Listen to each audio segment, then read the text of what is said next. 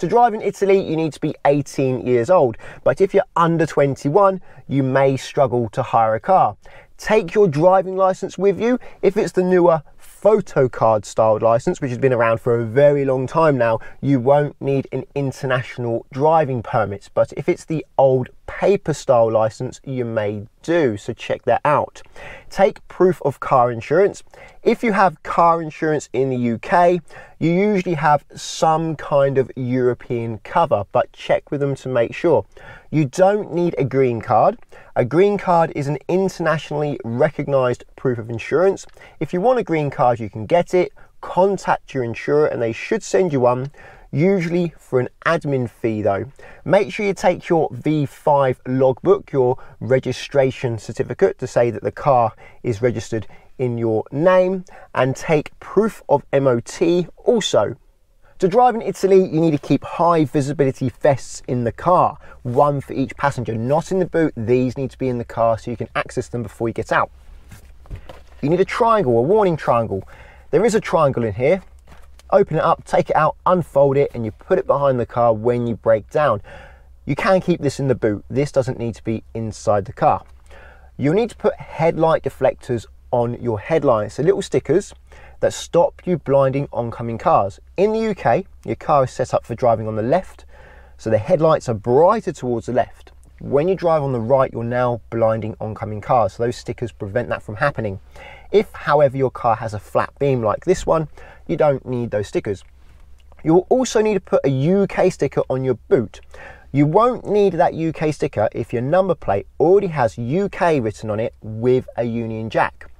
But if your number plate has GB with a Union Jack or with the EU symbol, the stars in the circle, or if your number plate has no symbols or it doesn't mention UK or GB at all, you'll definitely need a UK sticker. Cars are not allowed in some Italian city centres. We're on our way to Verona at the moment and we're not allowed in there. So we're having to park on the outskirts. If you drive past a yellow sign with the letters Z, T and L on it, you may get a fine. But if your hotel is within one of these zones, you should be able to buy a pass from the hotel that will allow you in.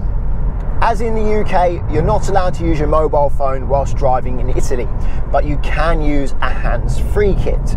If your sat-nav highlights where fixed speed cameras are, that is allowed, but speed camera detection devices are not allowed. When travelling with children in Italy, they accept the car seat rules that you have in the country of origin. So if you're from the UK, just follow the normal car seat rules that you have when you're in the UK. That should be fine. There seems to be no shortage of parking on the outskirts of Verona. We've found this free, very big car park about 2 kilometres, I believe, from the city centre. What's that, about half an hour walking? A bit less, 20 minutes maybe?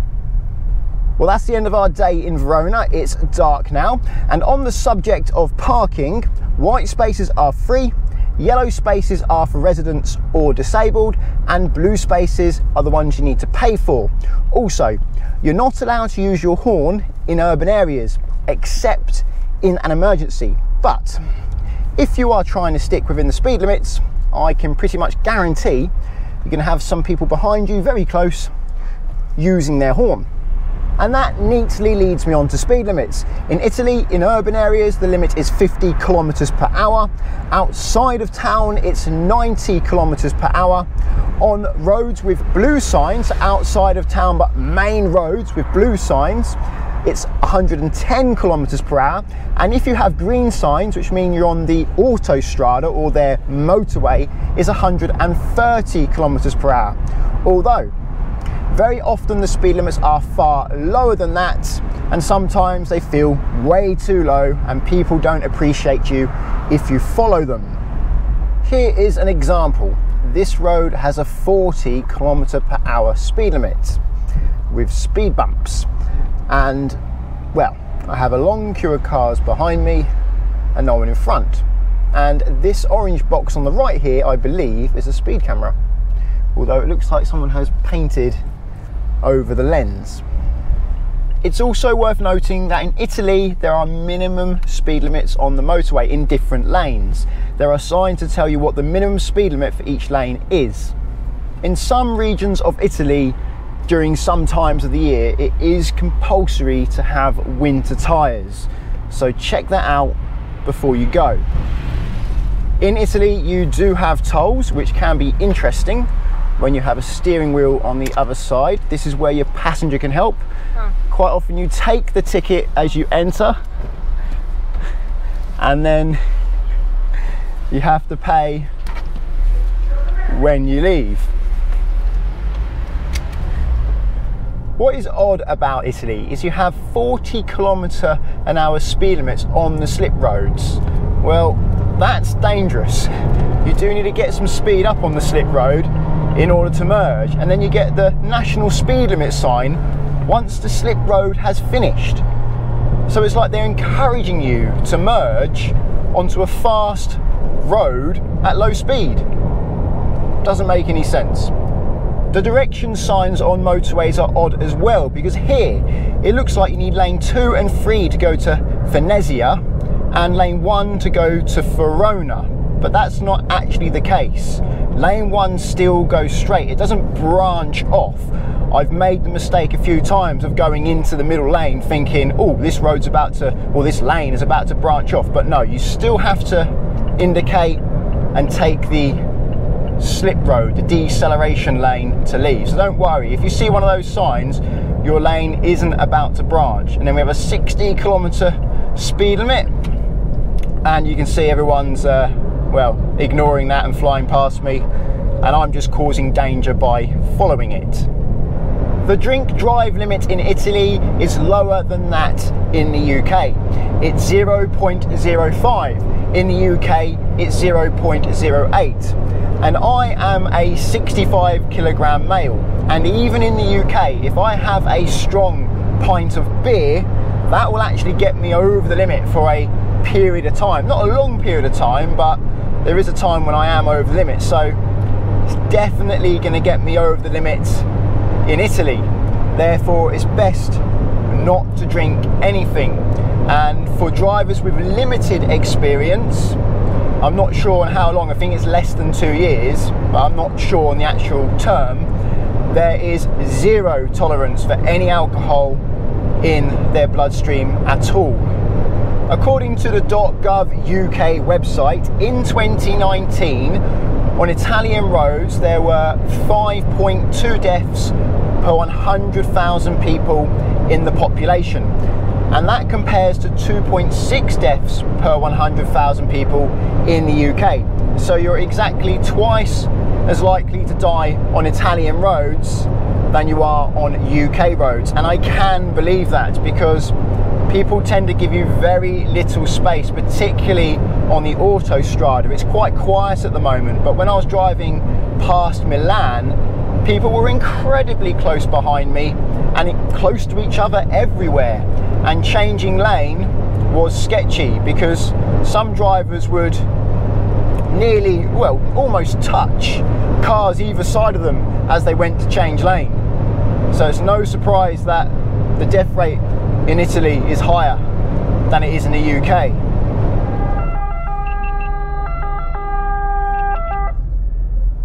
Probably what happens when you drive too close to each other. You don't have time to stop and you get a big crash. There are no cat's eyes on Italy's autostradas, their motorways, and not much in the way of street lights. So it is challenging to drive on these roads at night. Road signs in Italy are similar to that in the UK. Red circles for what you should not do, blue circles for what you should do, triangles for warnings, and upside down triangle means give way. However, their signs seem to have just a bit more style, a bit more finesse. The font of the numbers looks a bit more classy, and the arrows, they seem to have, well, just a bit more of a point to them. Something about them is a bit more stylish, as is everything in Italy. Now the speed limit is 60 kilometers per hour. Set the cruise control to 60 kilometers, and I already have a car behind me a Skoda Superb, flashing its headlights, not very happy with me. Oh, and it appears you don't get a speed limit once you exit the roadworks, although you do here, look, a national speed limit sign for after the roadworks. I've not always seen that. Quite often it seems to be once you finish the roadworks, then the speed limit goes back to normal and you don't get a sign to tell you otherwise. You just have to assume that as everyone speeds up. On the Italian autostradas, there are plenty of signs saying 50 or 50 speed limit signs which say in caso di nebbia. I don't know if I've pronounced that correctly, but if you see those signs, it doesn't mean it's 50 kilometers per hour now. It means if there's fog, it's 50 kilometers per hour.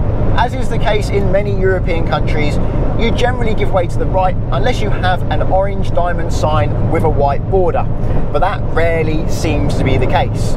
If you're crossing someone's path, you give way. If they're crossing your path, they give way, as it is in the UK. However, bear that rule in mind that you should give way to the right when you're on very small, quiet roads in old cities without many signs or road markings. Fuel in Italy seems a little bit cheaper than that in the UK. Petrol is E10 or E5 as it is in the UK, but it can be called Sans Piombo. I'll write that on screen, I don't know how to say it. Or Benzina Verde. Diesel is called diesel or gasolina or gasolino. I'll write that on screen as well, gasoline something. But gasoline sounds like petrol, but no, that's diesel. Bear that in mind. When driving on the autostrada, you often get notice boards with how much the fuel is at the different service stations as well, which is handy if you want to save your pennies, or should I say your cents, as we're in Italy. In Italy, if you want to contact the emergency services, that's fire, police or ambulance, it's not 999 as it is in the UK, it's 112. Leaving the autostrada now, and this is the fun bit for my passenger, having to stretch out the window. It is quite a stretch, it's not easy. I'm trying to get as close as I can to the wall, but even then Gosha struggles, even if she takes her seatbelt off and stands up in the car out of the window. You can get a device you fit to your window, and then the toll will open automatically and charge your card automatically. It may be worth getting one of those, but if you're only going for a few days, it may not be worth it. You looking for your card? Yeah, I have. Oh, good. So these tolls, you get a ticket. You do your stretch on the autostrada, and then when you get off the autostrada at the exit, you put the ticket in and then you pay with a card. But there are some tolls where you don't take a ticket, you just get to them and you pay with your card. It took us a while to figure that out. We're trying to pay with the card as we left one, and without putting the ticket in, and we were kind of stuck there for a while. People behind weren't very happy. All right, as close as I can. That person can reach. Got long arms.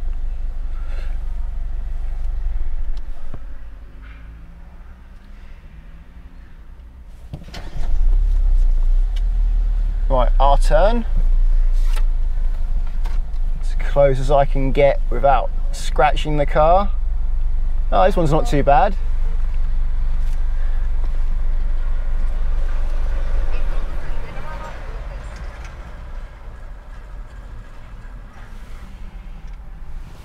Sorted. Did you pay? Yes. Oh, good. I didn't see you put your card in. I did. And now we have a green sign with a red line across it, meaning the autostrada has finished. So has the 130 km/h speed limit. And this is the blue sign you get in Italy to say that you're on a major out-of-town road. Usually the speed limit will be 110 km/h, but I found that quite often it is 90 km/h. The out-of-town roads in Italy are of high quality. They can be quite a lot of fun to drive, but speed limits are too low. We're in a 70 at the moment. It's supposed to be 90 out of town, but quite often it is 60 or 70 kilometers per hour, which isn't that fast. Not many people seem to abide by them, although we're in traffic at the moment. There we go, 60 now. We were in a 70. But I think the locals must know how to get away with speeding or not, because I don't know how they could drive quickly all the time and keep their license for any amount of time. But the quality of the road is definitely higher than that of the UK. Much smoother, not many potholes. It's a joy to ride along the Italian roads, especially out of town like we are now with the beautiful views. Here is an example of a village name sign, Nago or Nago, not sure how to say it, but when you go past a sign like that, it means the speed limit is 50. And when you go past the same sign, but with a red line diagonally across it, that means you're out of the urban area and the speed limit should then be 90, but often I've found it is actually 70. Lots of speed cameras in Italy, so be careful. Even if there is a big VW Tiguan or whatever that is right behind me there, trying to intimidate me because I'm doing 50 kilometers per hour in a 50. The traffic lights in Italy are a bit different. The red light is about twice the size of the amber and the green light. And the amber phase after green seems to last around about 5 seconds, but in the UK it's 3 seconds. And when the lights go from red to green, there's no amber phase at all. It just goes directly from red straight to green. In some parts of the world, if you drive on the right-hand side of the road and you have a red light, you can turn right, but that's not the case in Italy. If you have a red light, you must wait at the lights. When you're on roundabouts, cars should wait for you. You don't have to give way as you're going round the roundabout, although there has been a couple of places where that has been the case, but you do get a give way triangle and some give way triangles painted on the road where the give way line would normally be. But instead of having a give way line, they have loads of little white triangles. Well, I hope this video helps. If you think it does, please give it a thumbs up and check out confused.com in the description. With confused.com, you fill out one quote form and get loads of quotes back from many insurers to compare how much it costs to insure your car. Subscribe to get my future videos, and until the next one, cheerio.